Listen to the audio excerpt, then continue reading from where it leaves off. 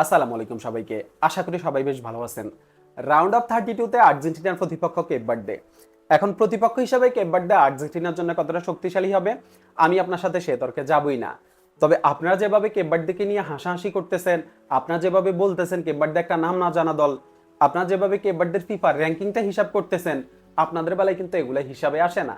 এই যে FIFA ranking আপনাদের বেলায় কিন্তু হিসাবে আসে না।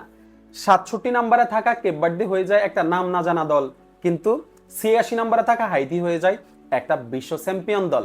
হাইতির বিপক্ষে গ্রুপ পর্বের ম্যাচটা জিতে আপনারা যে লাফালাফিটা করছেন, আপনারা ডাকডোল ফিটিয়ে যে সেলিব্রেশনটা করছিলেন, মনে হয়েছে এই 26 বিশ্বকাপটা আপনারা জিতে গেছেন, এরকম একটা অবস্থা আপনারা করছেন। আর সে আপনাদের কাছে কেপ ভার্দে হয়ে যায় একটা নাম না জানা দল। আপনারা এগুলো বলতেই পারেন, আপনারা আর্জেন্টিনা টিমের বিপক্ষে যারাই খেলবে তারাই ছোট দল, এগুলো আপনারা বলতেই পারেন। দেখেন, আর্জেন্টিনা বর্তমানে বিশ্ব champion team, Argentina FIFA ranking এর শীর্ষে আছে। সো আর্জেন্টিনার সাথে যেই টিমটাই খেলবে সেই টিমটাই হয়ে যাবে দুর্বল, সেই টিমটাই হয়ে যাবে ছোট। সেই তর্কে আমি আপনাদের সাথে যাব না।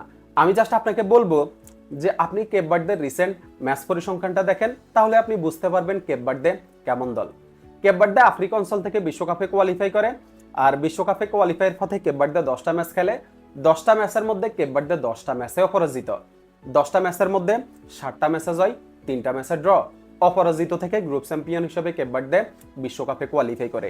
কেপ ভার্দে তাদের খেলা লাস্ট 17টা ম্যাচের মধ্যে 16টা ম্যাচে অপরাজিত। 17টা ম্যাচের মধ্যে কেপ ভার্দে মাত্র একটা ম্যাচে হারছে।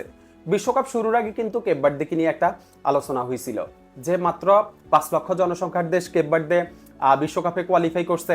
এরপরে বিশ্বকাপের কোয়ালিফায়ার পথে কেপ ভার্দে যে পারফরমেন্সটা শো করছে, কেপ ভার্দে বিশ্বকাপে একটা চমক দিতে পারে। বিশ্বকাপে কেপ ভার্দে প্রথম ম্যাচ খেলতে নামে সাবেক বিশ্ব চ্যাম্পিয়ন স্পেনের সাথে, যেই স্পেনকে এবারের বিশ্বকাপের অন্যতম দাবিদার ধরা হয়। সেই স্পেনের সাথে কেপ ভার্দে কি পারফরমেন্স করছে কেপ ভার্দে আমাদেরকে পুরোপুরি অবাক করে দিছে, আমাদেরকে পুরোপুরি চমকে দিছে। পুরা 90 মিনিট কেপ ভার্দে স্পেনকে আটকে রাখছে এবং পুরা 90 মিনিট স্পেনকে পুরো কেপ ভার্দে দিশে হারা করে ফেলছে। স্পেনের সাথে কেপ ভার্দে গোলশূন্যভাবে ড্র করে। আর ওই ম্যাচে কেপ ভার্দের গোলকিপার বজিনহা, 41 বছর বয়সী গোলকিপার, 7টা সেভ করে এবং রাতারাতি বজিনা হিরো হয়ে যায়। কেপ ভার্দে এর পরের ম্যাচটা খেলতে নামে আরেক সাবেক বিশ্ব চ্যাম্পিয়ন উরুগুয়ের সাথে। সেই ম্যাচেও কেপ ভার্দে দুর্দান্ত পারফরমেন্স করে এবং সেই ম্যাচে কেপ ভার্দে উরুগুয়ের সাথে 2-2 গোলে ড্র করে।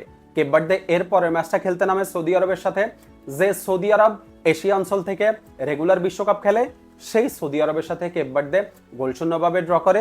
গ্রুপ পর্বের 3টা ম্যাচে কেপ ভার্দে অপরাজিত থাকে, 3টা ম্যাচে অপরাজিত থেকে কেপ ভার্দে রাউন্ড অফ 32 তে কোয়ালিফাই করছে।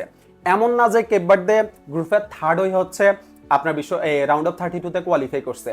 কেপ ভার্দে কিন্তু উরুগুয়েকে টপকে গ্রুপের সেকেন্ড হয়ে রাউন্ড অফ 32 তে কোয়ালিফাই করছে।